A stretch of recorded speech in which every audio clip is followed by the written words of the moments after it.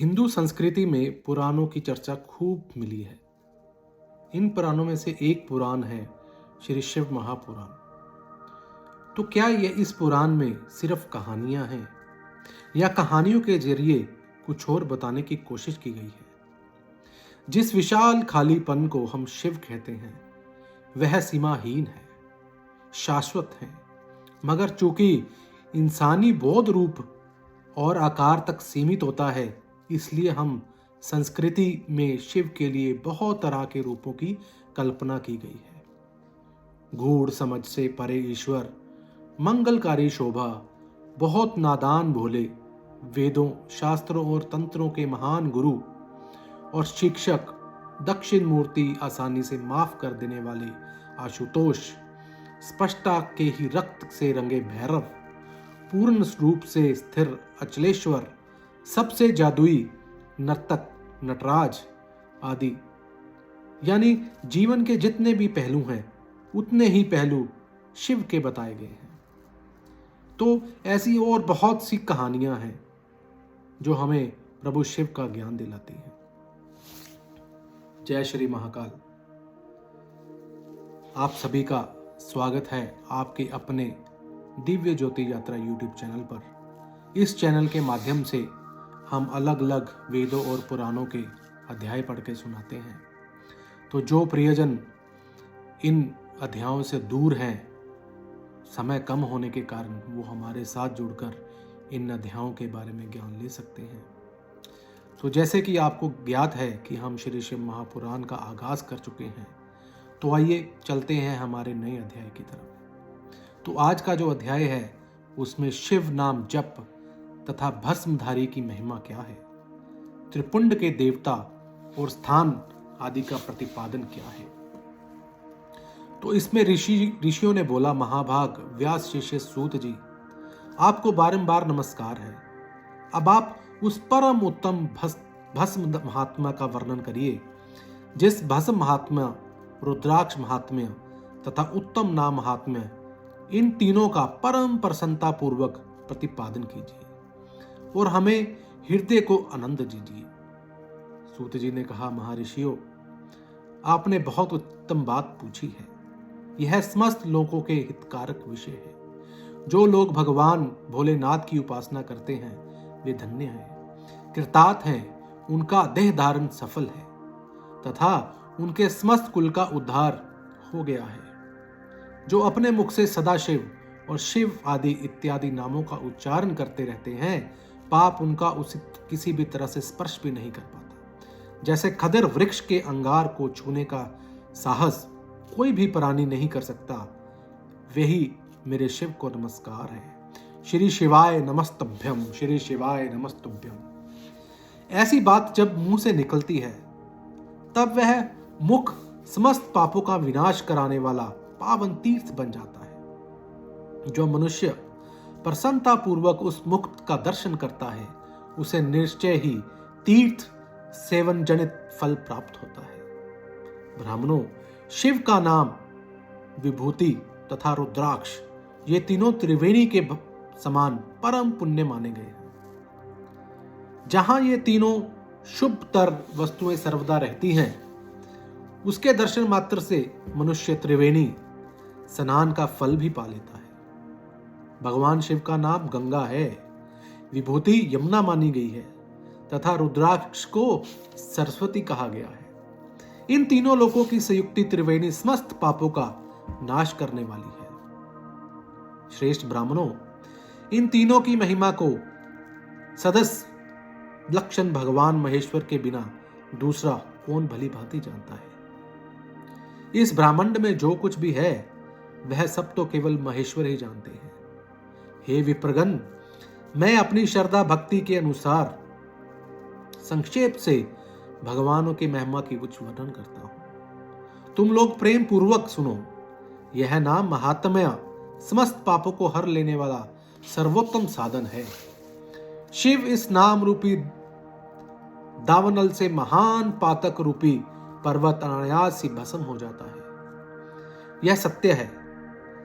यह सत्य है और इसमें कोई संशय नहीं है। शौनक, पाक मूलक जो नाना प्रकार के दुख हैं वे एकमात्र शिव नाम से ही नष्ट हो जाते हैं। दूसरे साधनों से संपूर्ण यत्न करने पर भी पूर्णता नष्ट नहीं होते। जो मनुष्य इस भूतल पर सदा भगवान शिव के नामों के जाप में लगा रहता है और वेदों का ज्ञाता है, वह पुण्य आत्मा है। वह धन्यवाद का पात्र है तथा विद्वान माना गया है।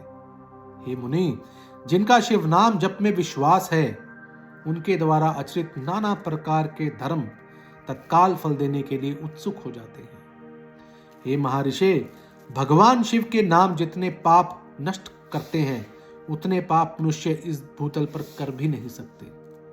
जो शिव नाम रूपी नौकार पर आरूढ़ हो संसार रूपी समुद्र को पार करते हैं, उनके जन्म मरण के संसार के मूलभूत पे सारे के सारे पाप निश्चय ही नष्ट हो जाते हैं। हे महामुने, संसार के मूलभूत पातक रूपी पादपों के शिव नाम रूपी कुठार से निश्चय ही नाश हो जाता है। जो पाप रूपी दानव नल से पीड़ित है, उन्हें शिव नाम रूपी अमृत का पान अवश्य करना चाहिए। पापों के दानव दल से दग्ध होने वाले लोगों को इस शिव नामामृत के बाण शांति नहीं मिल सकती, बिना शांति नहीं मिल सकती। जो शिव रूपी सुधा की विसर्जनित धारा में गोते लगा रहे हैं, वे संसार रूपी दावन के बीच खड़े होने पर भी कदापि शोक के कभी भी भागी नहीं होते। जिन महात्माओं के मन में शिव नाम के प्रति बड़ी भारी भक्ति है, ऐसे लोगों की सहसा और सर्वथा मुक्ति होती है। हे मुनीश्वर, जिसने अनेक जन्मों तक तपस्या की है, उसी की शिव नाम के प्रति भक्ति होती है, जो समस्त पापों का नाश करने वाली होती है। जिसके मन में भगवान शिव के नाम के प्रति कभी खंडित ना होने वाली असाधारण भक्ति प्रकट हुई है, उसके लिए मोक्ष सुलभ है। यह मेरा मत है। जो अपने पाप करके भी भगवान शिव के नाम जप में आदर पूर्वक लग गया है ना, वह समस्त पापों से मुक्त हो जाता है। इसमें कोई भी संशय नहीं है। जैसे वन में दावनल से दग्ध हुए वृक्ष भस्म हो जाते हैं, उसी प्रकार शिव नाम रूपी दानव दल से दग्ध होकर उस समय तक के सारे पाप भस्म हो जाते हैं। जिसने अंग नित्य भस्म लगाने से पितृ हो जाते हैं तथा जो शिव नाम जप का आदर करने लगा, वह घोर सागर को भी पार कर जाता है। संपूर्ण वेदों का अवलोकन करके पूर्ववर्ती महर्षियों ने यही निश्चित किया कि भगवान शिव के नाम जप का संसार सागर को पार करने के लिए सर्वोत्तम उपाय है। अधिक कहने से भी क्या लाभ है। मैं शिव नाम के सर्वव्यापहारी महात्म्य का एक ही श्लोक में वर्णन करता हूं। जितनी शक्ति है उसका पातक मनुष्य कभी भी नहीं कर सकता। पूर्व काल में महापापी राजा इंद्रधुद ने शिव नाम के प्रभाव से उत्तम सदगति प्राप्त की थी। उसी तरह कोई ब्राह्मणी युवती भी जो बहुत पाप कर चुकी थी, शिव नाम के प्रभाव से उत्तम गति को प्राप्त हुई। इस प्रकार मैंने तुमसे भगवान नाम के उत्तम महात्म्य का वर्णन किया है। अब तुम भस्म का महात्म्य भी सुनो, जो समस्त पावन वस्तुओं को भी पावन करने वाला है। हे महर्षियों, भस्म संपूर्ण मंगलों को दूर देने वाला है और उत्तम है। उसके दो भेद बताए गए हैं, उन भेदों का मैं वर्णन करता हूं। सावधान होकर सुनो। एक को महाभस्म जाना चाहिए और दूसरे को स्वल्प भस्म। महाभस्म के भी अनेक भेद हैं। वह 3 प्रकार का कहा गया है, श्रोत, सम्राट और लौकिक। स्वल्प भस्म में भी बहुत से भेदों का वर्णन किया गया है। श्रोत और सम्राट भस्म को केवल द्विजों के ही उपयोग में आने के योग्य कहा गया है। तीसरा जो लौकिक भस्म है, वह अन्य लोगों के भी उपयोग में आ सकता है। श्रेष्ठ महर्षियों ने यह बताया कि द्विजों के वैदिक मंत्र के उच्चारण पूर्वक भस्म धारण करना चाहिए। दूसरे लोगों के लिए बिना मंत्र ही केवल धारण करने का विधान है। जले हुए गोबर से प्रकट होने वाला भस्म आग्नेय कहलाता है। हे महामुने, वह भी त्रिपुंड का द्रव्य है। ऐसा कहा गया है, अग्निहोत्र से उत्पन्न हुए भस्म का भी मनीषी पुरुषों को संग्रह करना चाहिए। अन्य यज्ञ से प्रकट हुआ भस्म भी त्रिपुंड धारण के काम आ सकता है। जाबालोपनिषद में आए हुए अग्नि इत्यादि 7 मंत्रों द्वारा जल मिश्रित भस्म से धूलन करना चाहिए।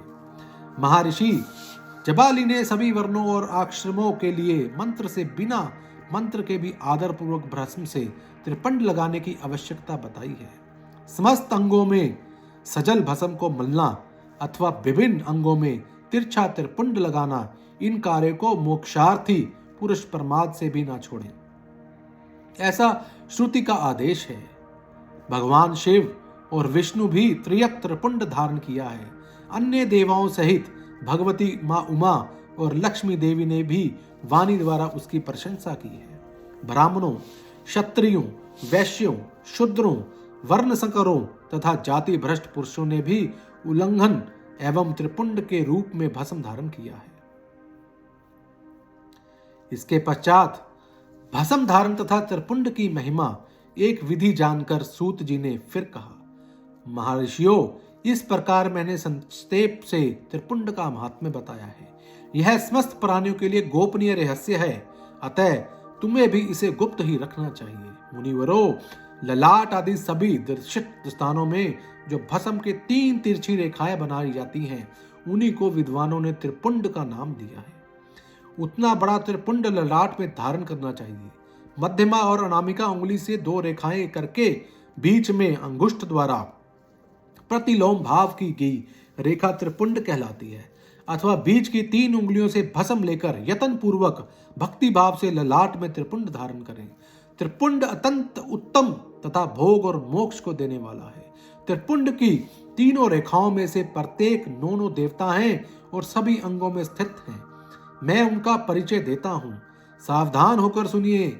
मुनिवरों, प्रणव का प्रथम अक्षर आकार, ग्राहपत्य अग्नि, पृथ्वी, धर्म, रजोगुण, ऋग्वेद, क्रिया शक्ति, प्रातसवन तथा महादेव, ये त्रिपुंड की प्रथम रेखा के 9 देवता हैं।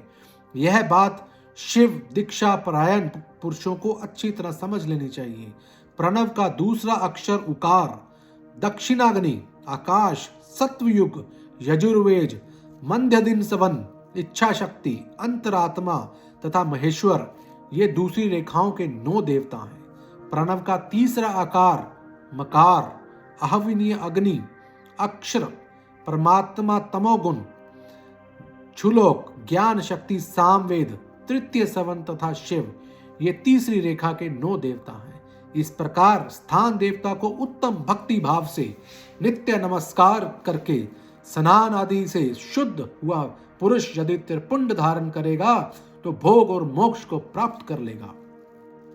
हे मुनीश्वर, ये संपूर्ण अंगों को स्थान देवता बताए गए हैं और उनके संबंधी स्थान बताता हूं, भक्ति पूर्वक सुनो।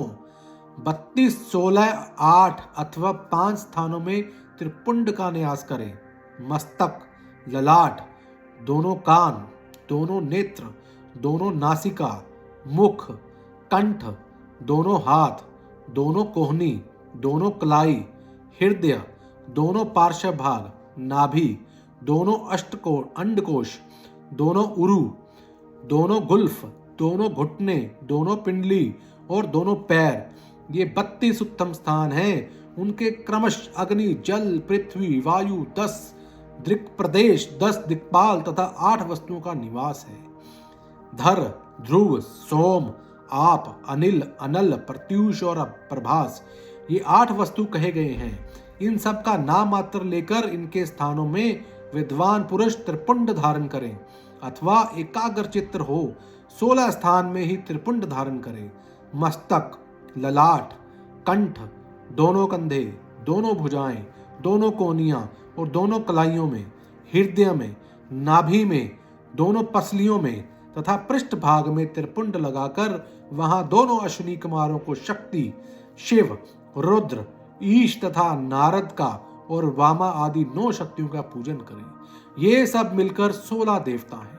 अश्विनी कुमार 2 कहे गए हैं, नास्ति और दस्त्र अथवा मस्तक, केश, दोनों कान, मुख, दोनों भुजा, हृदय, नाभि, दोनों उरु, दोनों जानू, दोनों पैरों पर और पृष्ठभाग, इन 16 स्थानों में 16 त्रिपुंड का न्यास करें। मस्तक में शिव, केश में चंद्रमा, दोनों कानों में रुद्र और ब्रह्मा, मुख में विघ्नराज गणेश, दोनों भुजाओं में विष्णु भगवान और लक्ष्मी, हृदय में शंभु, नाभि में प्रजापति, दोनों उराओं में नाग और नाग कन्याएं, दोनों घुटनों में ऋषि कन्याएं, दोनों पैरों में समुद्र तथा विशाल पृष्ठ भाग में संपूर्ण तीर्थ देवता रूप से विराजमान है। इस प्रकार 16 स्थान बताए जाते हैं। गुह स्थान, ललाट, परम उत्तम कर्ण युगल, दोनों कंधे, हृदय और नाभि, ये 8 स्थान हैं। इनमें ब्रह्मा तथा सप्तऋषि, ये 8 देवता बताए गए हैं। मुनीश्वरों, भस्म के स्थान को जानने वाले विद्वानों ने इस तरह 8 स्थानों का परिचय दिया है। अथवा मस्तक, दोनों भुजाएं, हृदय और नाभि, इन 5 स्थानों को भस्म वेता पुरुषों ने भस्म धारण करने के योग्य बताया गया है। यथासंभव देश काल आदि की अपेक्षा रखते हुए भस्म को अभिमंत्रित करना और जल में मिलाना आदि कार्य करें। यदि उदल में भी असमर्थ हो तो त्रिपुंड आदि लगाएं। त्रिनेत्रधारी तीनों लोकों के आधार तथा तीनों देवताओं के जनक भगवान शिव का स्मरण करते हुए नमः शिवाय नमः शिवाय नमः शिवाय कहकर ललाट में त्रिपुंड लगाएं। ईशाम्भ्य नमः ऐसा कहकर दोनों पार्श्व भागों में त्रिपुंड धारण करें। बीजाम्भ्य नमः यह बोलकर दोनों कलाइयों में भस्म लगावें। प्रताम्भ्य नमः कहकर नीचे के अंग में, उमेक्षाभ्य नमः कहकर ऊपर के अंग में तथा भीमाय नमः कहकर पीठ में और सिर के पिछले भाग में त्रिपुंड लगाना चाहिए। तो भक्तजनों, ये था हमारा आज का अध्याय, जिसमें हमें ये बताया गया कि भस्म धारण कैसे की जा सकती है और त्रिपुंड का क्या महत्व है। इसको सुनाने में अगर मुझसे कुछ गलती हो गई हो तो उसके लिए मैं हाथ जोड़कर क्षमा प्रार्थी हूँ, क्योंकि मैं ना ही कोई कथावाचक हूँ और ना ही मुझे इसका कुछ ज्ञान है। मैं तो सिर्फ एक प्रभु के आशीर्वाद से, प्रभु की आज्ञा से आप सबको श्री शिव महापुराण पढ़कर सुना रहा हूँ। और हो सके तो मेरे इस चैनल को ज़्यादा से ज़्यादा लोगों के साथ शेयर करें, ताकि जो समय कम होने से इन पुराणों और वेदों के ज्ञान से वंचित हैं वो हमारे साथ जुड़ सके। जय श्री महाकाल।